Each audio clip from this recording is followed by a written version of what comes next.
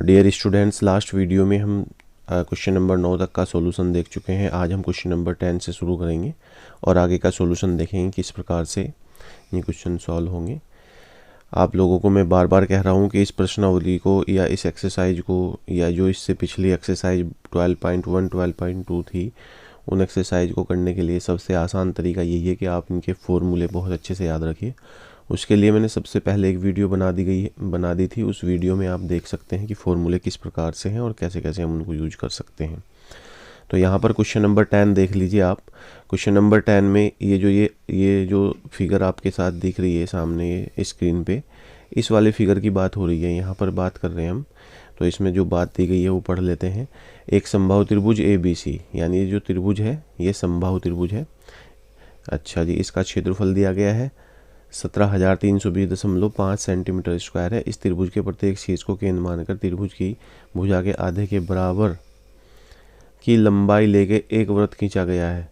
छायांकित भाग का क्षेत्रफल, इस वाले भाग का क्षेत्रफल ज्ञात करना है। ये जो ये भाग है यहाँ पर, इस वाले भाग का क्षेत्रफल ज्ञात करना है। तो देखो, छायांकित भाग का क्षेत्रफल ज्ञात करने के लिए अगर हम ये क्या करें, हम जो है ये हमारे पास जो ये 3 त्रिज्यीय खंड बनने हैं, ये वाले, ये और ये ऊपर। तो अगर हम जो हमारे पास जो ये त्रिभुज है ABC समबाहु त्रिभुज, इसके क्षेत्रफल में से इन 3 त्रिज्यीय खंड का क्षेत्रफल माइनस कर देंगे तो हमारे पास जो है जो रिक्वायर्ड एरिया है, यानी जो छायांकित भाग है, जो शैडो रीजन है, इसका एरिया हमें पता चल जाएगा। तो इसके लिए हम क्या करेंगे, देखो हमें पता है कि क्योंकि त्रिभुज ABC कैसी त्रिभुज है, ये समबाहु त्रिभुज है और समबाहु त्रिभुज का प्रत्येक कोण कितना होता है, समबाहु त्रिभुज का प्रत्येक कोण वो होता है 60 डिग्री। तो यहाँ पर थीटा बराबर हम लिख लेंगे, थीटा बराबर 60 डिग्री। और उसके बाद जो है और क्या लिख सकते हैं हम यहाँ पर, देखो ये आधे के बराबर है। इसकी भुजा ज्ञात करेंगे सबसे पहले समबाहु त्रिभुज की भुजा ज्ञात करेंगे। तो यहाँ ले लेंगे, माना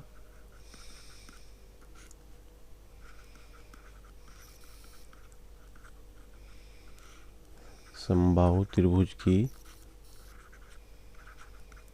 भुजा बराबर x। तो अब आप देख दिया है हमको, दिया है समबाहु त्रिभुज का क्षेत्रफल, वो दे रखा है जी 17,320.5 सेंटीमीटर स्क्वायर। अब समबाहु त्रिभुज का क्षेत्रफल क्या होता है, आता है समबाहु त्रिभुज का क्षेत्रफल होता है √3/4 इंटू भुजा का वर्ग x स्क्वायर। तो ये 17,320.5 और यहाँ पर x स्क्वायर बराबर 17,320.5 बटा √3 और यहाँ पर गुना 4। इसके बाद हम देखेंगे, देखिए हमने यहाँ पर √3 की वैल्यू जो हमको दी गई है, √3 जो क्वेश्चन में मेंशन किया गया है, इसकी वैल्यू है 1.73205, ये पुट कर दी है। इसके बाद हम इसको आगे कैलकुलेट करते हैं। तो x square is equal to ये आ जाएगा, और अब इसका रूट करेंगे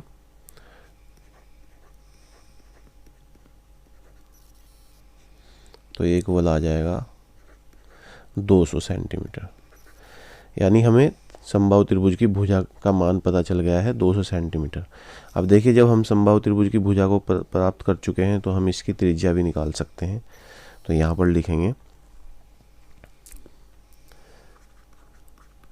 अतः वृत्त की त्रिज्या r बराबर 200/2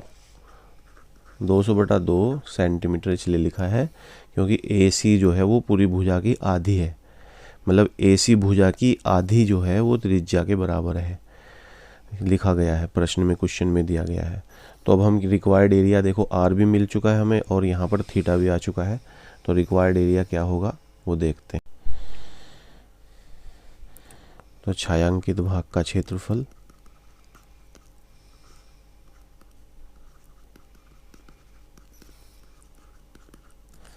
वो किसके इक्वल होगा? वो होगा समबाहु त्रिभुज का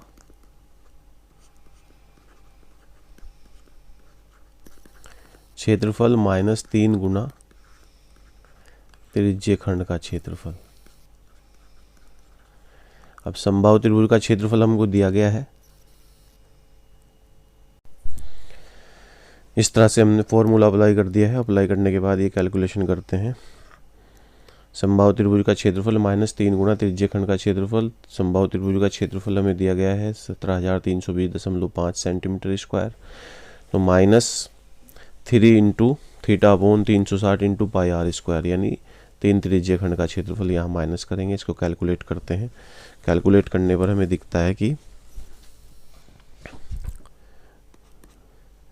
17,320.5 माइनस 3 गुना, इसको करेंगे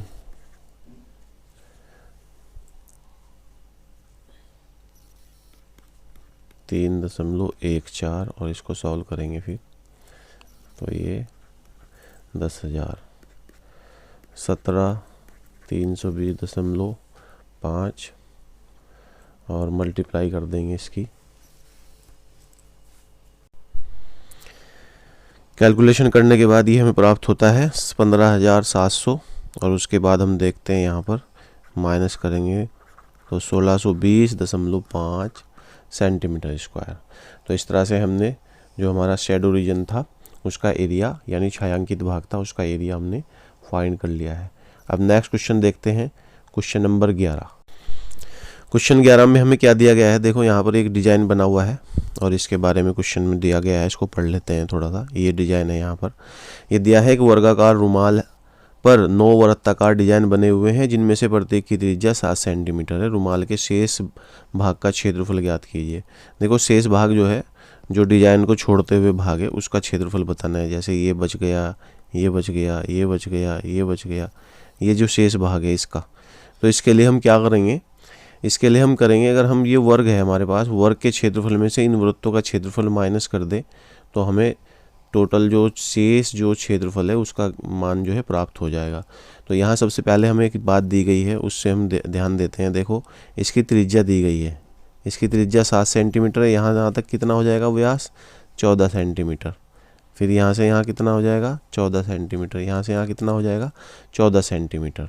तो यहाँ देंगे, हम लिखे हैं वृत्त का व्यास। वृत्त का व्यास जो है वो कितना होगा और त्रिज्या कितनी होगी वो दी गई है। देखो दिया है r बराबर 7 सेंटीमीटर, अतः वृत्त का व्यास वो हो जाएगा d बराबर 2 गुना r, और ये 2 गुना r का मान 7 है तो 14 सेंटीमीटर। अतः इस प्रकार जो वर्ग की भुजा ए बी हो जाएगी, वो चूँकि 3 वृत्त है और 3 व्यास है तो 3 गुना 14 और 14 तिया 42 सेंटीमीटर। तो अब हम क्या करेंगे? रिक्वायर्ड एरिया ज्ञात करेंगे, यानी शेष भाग का क्षेत्रफल इज इक्वल टू हो जाएगा वर्ग का क्षेत्रफल माइनस, हमारे पास कितने हैं? ये 9 है, 9 वृत्त है, 9 गुना वृत्त का क्षेत्रफल। तो यहाँ पर वर्ग का क्षेत्रफल आप जानते ही हैं भुजा का स्क्वायर होता है और वृत्त का क्षेत्रफल आप जानते हैं पाई आर स्क्वायर होता है। तो यहाँ देखिएगा आप आगे 42 का स्क्वायर कितना होगा? यहाँ पर 42 का स्क्वायर मेंशन करेंगे। 42 का स्क्वायर जो होता है 1764, माइनस इसको कैलकुलेट करेंगे तो ये आ जाएगा पूरा 1386, और इसको माइनस करने के बाद जो बचता है वो बचता है 378 सेंटीमीटर स्क्वायर। तो इस प्रकार से हम जो ये रुमाल बना हुआ है इसके शेष जो भाग है उसका क्षेत्रफल याद कर सकते हैं। अब देखते हैं नेक्स्ट क्वेश्चन नंबर 12। देखो क्वेश्चन नंबर 12 में आकृति 12.30 दी गई है। इसमें OACB केंद्र O और त्रिज्या 3.5 सेंटीमीटर वाले एक वृत्त का चतुर्थांश है। यदि OD जो है वो कितना है? 2 सेंटीमीटर है। तो निम्नलिखित के क्षेत्रफल ज्ञात कीजिए। नंबर 1 चतुर्थांश OACB का क्षेत्रफल और नंबर 2 छायांकित भाग का क्षेत्रफल। तो यहाँ पर देखो हमें OD दी गई है, दिया जो जो चीज़ें हमको दी गई है वो लिख लेते हैं यहाँ पर। यहाँ पर एक तो R दे दिया हमको, R बराबर कितना है 3.5 सेंटीमीटर और OD बराबर जो है वो 2 सेंटीमीटर है। तो इसके बाद हम देखेंगे OD और R जो है ये देने के बाद हमको क्या क्या ज्ञात करना है, चतुर्थांश OACB का क्षेत्रफल। तो फर्स्ट बात है चतुर्थांश का क्षेत्रफल तो सिंपल होता है,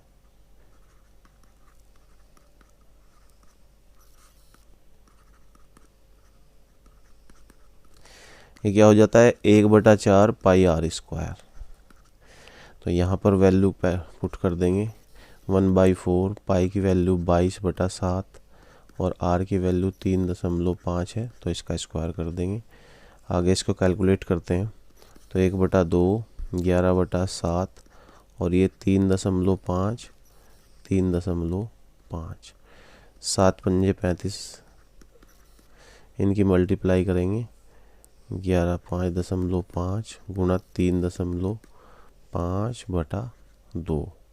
मल्टीप्लाई करने के बाद देखिए क्या आएगा, हमने यहाँ पर दशमलव की वैल्यू हटा के और ये वैल्यू कैलकुलेट कर ली है, यानी 77/8 सेंटीमीटर स्क्वायर। उसके बाद सेकंड पार्ट है इसका, सेकंड पार्ट में क्या कहा गया है कि छायांकित भाग का क्षेत्रफल। तो अगर हम छायांकित भाग का क्षेत्रफल ज्ञात करने के लिए जाएंगे तो क्या करेंगे, यहाँ पर छायांकित भाग का क्षेत्रफल ज्ञात करने के लिए हम त्रिभुज के क्षेत्रफल में चतुर्थांश के क्षेत्रफल में से त्रिभुज का क्षेत्रफल माइनस कर देंगे। ये जो त्रिभुज है यहाँ पर देखो, ये OB जो है वो कितना है 3.5 है यहाँ से यहाँ तक की, और ये जो है हमारे पास ये OD ये 2 है। तो हम क्या करेंगे, त्रिभुज का क्षेत्रफल माइनस कर देंगे ये वाला, तो हमें इस वाले भाग का क्षेत्रफल पता चल जाएगा। देखिए कैसे करते हैं,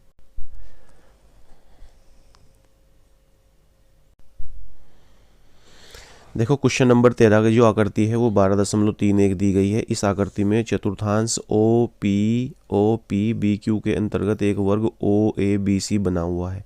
यदि OA जो है वो 20 सेंटीमीटर है तो छायांकित भाग का क्षेत्रफल ज्ञात कीजिए। देखो यहाँ पर हमें वर्ग की भुजा दी गई है, इस वर्ग की जो ये वर्ग है हमारे पास इस चतुर्थांश में बना हुआ है, इस वर्ग की भुजा दी गई है OA बराबर 20 सेंटीमीटर। तो ये 20 है, तो ये भी कितनी हो जाएगी यहाँ पर OB, ये भी 20 सेंटीमीटर, क्योंकि एक ही वर्ग की भुजाएं जो होती है क्या होती है, बराबर होती है। तो हमें ये वैल्यू अगर पता चल जाए तो हम इस चतुर्थांश की त्रिज्या ज्ञात कर सकते हैं। और ये वैल्यू हमें पता है क्योंकि ये 90 डिग्री पता लग जाएगा। मतलब कैसे, क्योंकि ये 90 डिग्री कोण है तो एक ट्रायंगल बन गया, और ये ट्रायंगल कैसा बन गया, समकोण। तो समकोण जो है राइट एंगल ट्रायंगल में यानी समकोण त्रिभुज में पाइथागोरस प्रमेय से अप्लाई करेंगे। तो समकोण त्रिभुज AOB में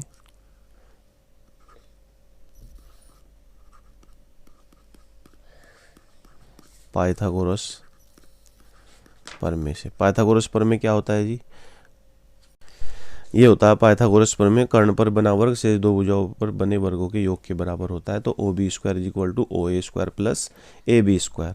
OA जो है वो 20 है, 20 का स्क्वायर प्लस AB भी कितना है 20 है, तो 20 का स्क्वायर यानी 20 का स्क्वायर 400 प्लस 400 और ये 2 गुना 400 OB स्क्वायर।